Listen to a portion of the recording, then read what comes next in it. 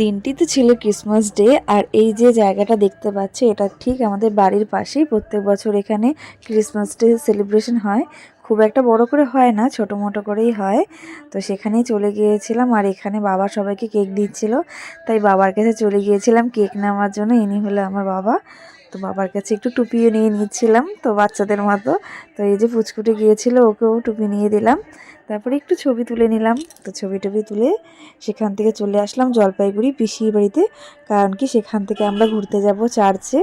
তো এই যে ভাই, আমি, আমার বর, পিসিরা ছিল স্কুটিতে, পিসি বোনও।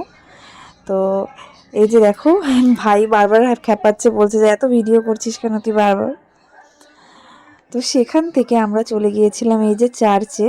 তো এই যে আমি যে ভিডিও করছি সবার সামনে, তোমরা জানো আমি আগে যখন ভিডিও করতাম রাস্তাঘাটে আমি অতটা কমফোর্টেবল ছিলাম না।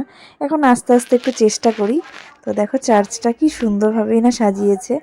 তারপরে এই যে ভেতরটা চার্চের, আর সেই জায়গা যেখানে যীশুখ্রিস্টের জন্ম হয়েছিল, গোয়ালঘর।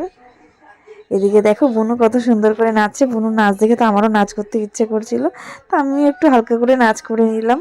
তো সেখান থেকে চলে আসলাম একটু ফুচকার দোকানে ফুচকা খেতে। তো ফুচকা টুচকা খেয়ে তো এখানেই আমার দিনটা শেষ করলাম। ভিডিওটি ভালো লাগলে লাইক করে দিও, বাই।